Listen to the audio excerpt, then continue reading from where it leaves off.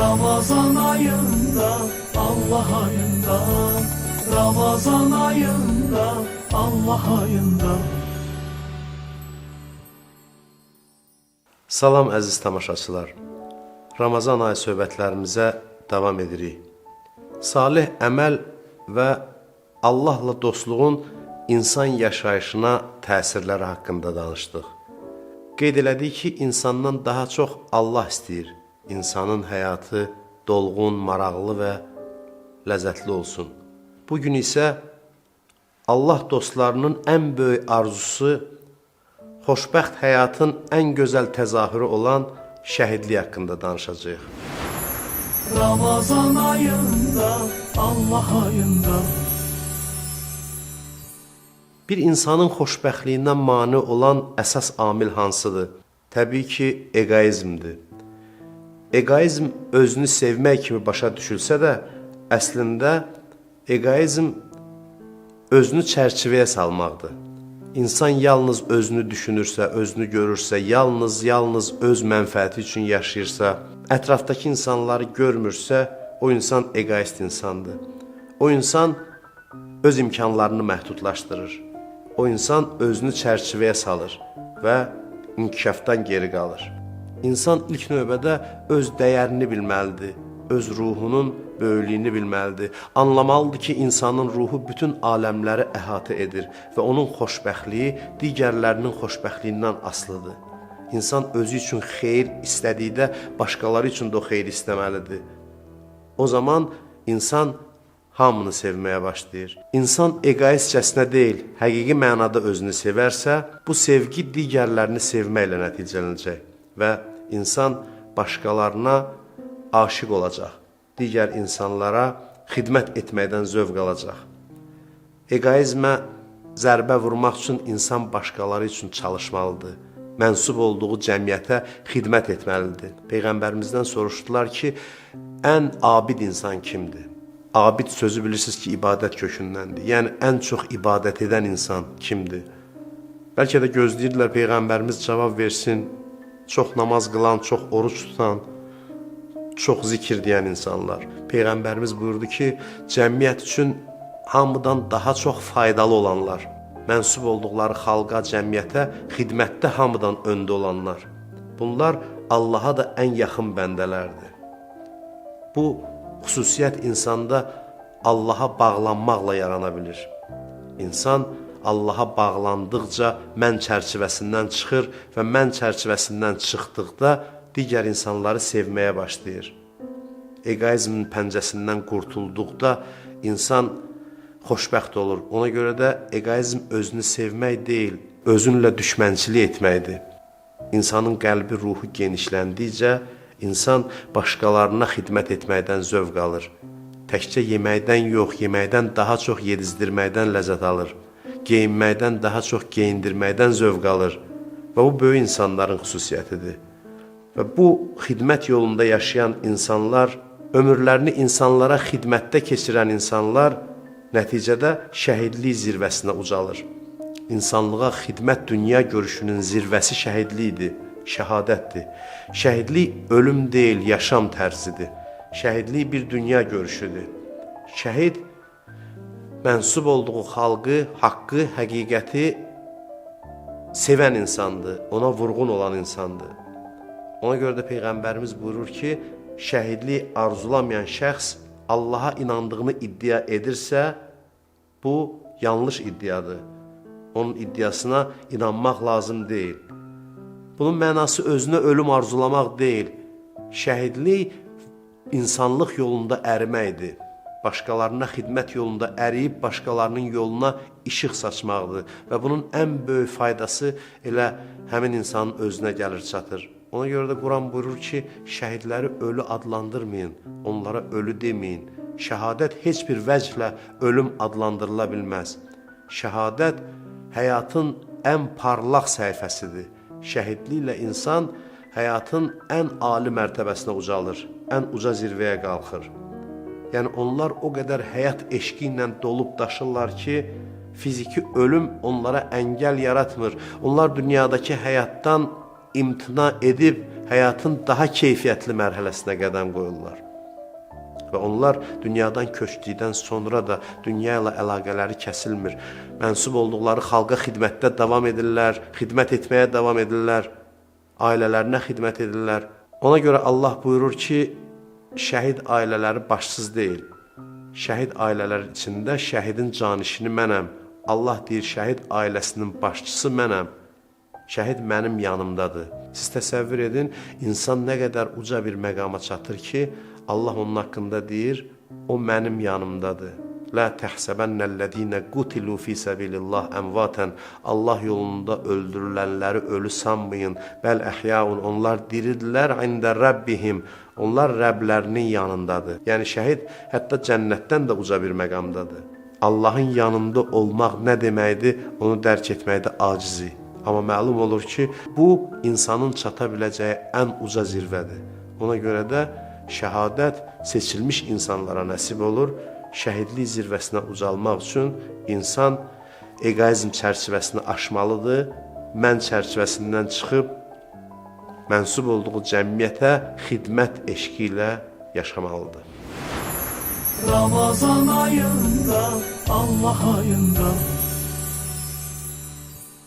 Şəhid sözü şahid və müşahidə etməklə eyni kökdəndir. İnsan ümumiyyətlə nə üçün yaşayır? İnsan əvvəla Allahın gözəlliklərini seyr etmək üçün, müşahidə etmək üçün yaşayır. İnsanın həyatının məqsədi təkcə düşünmək deyil, həm də bəsirət gözü ilə həqiqətləri görməkdir, müşahidə etməkdir. İnsan Allaha qovuşub gözəlliklərdən heyran olmaq üçün yaşayır. İnsan həqiqəti gözlə görmək üçün mövcuddur. İnsan belə bir zirvəyə yalnız o zaman ucala bilir ki, eqoizmin pəncəsindən qurtula bilsin. İnsan bəsirət gözü ilə bütün varlıq aləmini seyr etmək potensialına malikdir. Şəhidlərin halı çox qəribə bir haldır. Onlar yaşayır, həyatdan zövq alır, insanlara xidmətdən zövq alır və bu şövq günü-gündən artır, artıq onlar dünyaya sığmırlar və artıq dünya çərçivəsini qırıb məhdudiyyətsiz, sonsuz bir aləmə qədəm qoymaq istəyirlər. Onlar artıq dünyaya sığmırlar. İnsan dünyaya sığmadığı zaman ona şəhidlik qismət olur. İnsan dünya çərçivəsini yalnız həqiqət eşqi ilə qıra bilir. Şəhidlər bu mərhələləri keçmiş şəxslərdir. Baxmayaraq ki, onlar gənc yaşlarında öz canlarından keçə bildilər, bu gənc yaşlarında belə bir mərifətə sahib oldular. Belə bir dünya görüşünə sahib oldular. Ona görə də şəhidlər Allah yanında əziz bəndələrdir. Çünki onlara ayrılan ömür payını düzgün dəyərləndirə bildilər. Onlar dünya adlı bir yerdə axirət azuqəsi əldə edə bildilər. Onlar dünyadaykən artıq mənəvi gözəllikləri seyr etməyə başlayırlar. Və bu müşahidə etmək bacarığı nəticədə Allahla görüşlə nəticələnir. Onlar Allaha qovuşmaqla öz həqiqi arzularına çatır. Ona görə də şəhidlər insanlar arasında ən xoşbəxt insanlardır. Və şəhid ailələri də bunu yaxşı anlayırlar ki, Allah onların yaxşılıqlarının qarşılığında onlara şəhid övlad nəsib eləyib, şəhid olan bir övlad. Şəhid ailəsinə Allahın mükafatıdır. Hər bir insana vətən uğrunda, haqq uğrunda qurban vermək xoşbəxtliyi nəsib olmur. Bu saadət seçilmiş insanlara və seçilmiş ailələrə qismət olur. Sadəcə şəhidlər o qədər gözəl insanlar idi ki, onlardan ayrılmaq çətin olur. Burada yeganə qəm müvəqqəti olaraq şəhidlərdən ayrı düşməyin qəmidir. Və bu qəm də müddətlidir, əbədi davam etmir. Bu qəm sonsuz sevinclə əvəz olunur və insan dünyadan köçdükdə öz doğmasını, şəhid olan doğmasını məhşərdə Allah huzurunda görəndə gözləri işıqlanır. Şəhid anaları öz övladlarının Allah qatında məqamını gördükdə qəlbləri sevinclə dolacaq. Şəhid ailələri şəhidlərin məqamını müşahidə etdikdə sevinc içində olacaqlar. Quranda buyurulduğu kimi o gün bəzi üzlər güləcək, bəzi üzlər qaralacaq. Həmin gün şəhidlər və onların ailələrinin, doğmalarının gözü işıqlanacaq və üzləri ağ olacaq. Onlar sevinç içində olacaqlar. Ramazan ayında, Allah ayında 44 günlük müharibə ərzində biz xalqımızın ən dəyərli, ən sevilməli olan övladlarını qurban verdik. Hər dəfə şəhidlərin yaxınları ilə görüşəndə, onların xatirələrini dinlədikdə daha çox heyran qalıram. Bizim bu qədər gizli qəhrəmanlarımız olub. Müharibə arzu olunacaq bir şey deyil. Müharibə faciədir, fəlakətdir. Amma müharibələrin bir müsbət cəhəti ondan ibarətdir ki, müharibələr xalq içində gizli Allah dostlarını aşkar edir. Yaxşı insanları üzə çıxarır. Gizli qəhrəmanları aşkarlayır. O şəhidlərin gücü qollarında deyildi, ürəklərində idi və bunu hamı gördü. Onların nə qədər böyük bir ürək sahibi olduğunu, nə qədər əzəmətli ruha sahib olduqlarını hamımız görə bildik. Biz qazilərlə görüşən zaman qazilər danışır ki, subay olan əskərlərimiz evli əskərləri qoruyurdu ki, onların ailələri başsız qalmasın. Yəni, öz valideynlərini övlad itkisinə məruz qoymaq bahasına evli olan əskərlərin ailələrinin, uşaqlarının gözü yolda qalmaması üçün şirin canlarını fəda etməyə hazır idilər. Bir şəhidin həyat yoldaşı bizimlə görüşən zaman danışırdı ki, mən həyat yoldaşıma o qədər bağlıydım ki, onun şəhidliyinə dözümüm yox idi. Nəhayət bir gecə yuxuma gəldi və məndən xahiş elədi ki, məni burax, izin ver, icazə ver ki, mən şəhidlik şərbətini içim. Deyir, mən yuxuda razılaşdım və yuxudan ayılanda həmin gün həyat yoldaşımın şəhidlik xəbərini eşitdim. Yəni, hətta şəhidliyin də iznini alaraq, həyat yoldaşından icazə alaraq Allaha qovuşur. Şəhidlər ölməz, vətən bölünməz! Qarabağ Azərbaycandır. Bizim əskərlərimiz sözün əsl mənasında möcüzə yarada bildilər. Doğrudan da bu möcüzədən başqa bir şeylə izah olunmur. İnsanlarımız, gənclərimiz döyüş meydanında xalqa, vətənə nə qədər bağlı olduqlarını bütün dünyaya göstərdilər. Ordumuzun peşəkarlığı, hərbi hazırlığı ilə yanaşı, bax bu ruh yüksəkliyi bizim qələbəmizi şərtləndirən ən başlıca xüsusiyyətlərdən biridir. Ramazan ayında, Allah ayında Peyğəmbərimiz Məkkədən Mədiniyə hicrət etdikdən sonra müsəlmanlardan bir dəstəsi düşmənə əsir düşür. Həmin o müsəlmanlar dar ağacından asılmalı olurlar. Müsəlmanları dar ağacından asan zaman Məkkə müşriklərinin o zaman başçısı olan Əbu Süfyan onlardan birinə deyir, İstərdinmi sənin yerində indi sənin Peyğəmbərin olsun, amma sən rahat öz uşaqlarının yanında gün keçirəsən. Cavab verir Zeyd adında səhabə. Cavab verir ki, istəməzdim onun ayağına tikan batsın, amma mən rahat öz ailəmin içində yaşayım. Zeyd bu cavabı ilə Əbu Süfyanı və Məkkə müşriklərini heyrətləndirir. Deyir, and olsun Allaha, bütpərəstlər də Allahı tanrılardan biri sayırdılar deyə Allaha and içirdilər. And olsun Allaha, heç bir kəsin dostunun ona bu qədər bağlı olduğunu görməmişəm.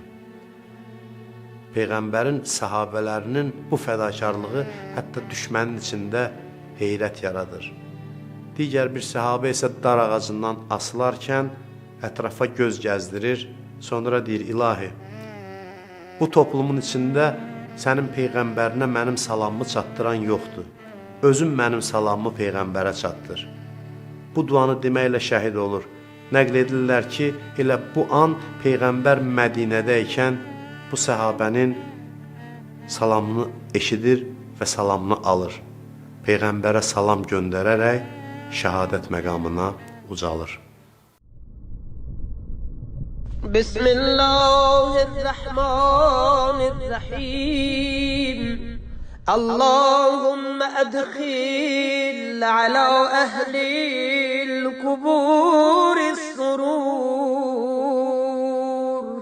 اللهم أغني كل فقير اللهم اشفي كل جائع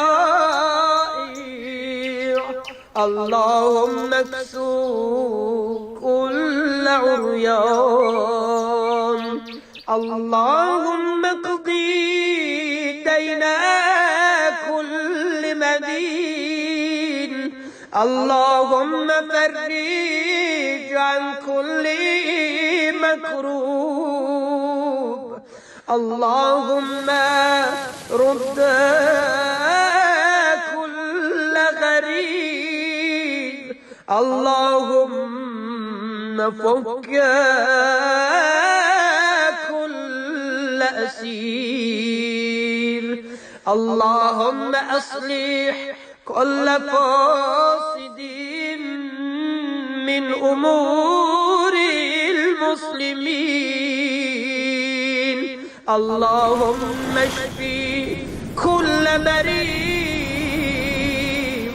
اللهم سد فقرنا بغناك اللهم غير سوء حالنا بحسن حالك اللهم اقضي عنا الدين وأغننا من الفقر إنك على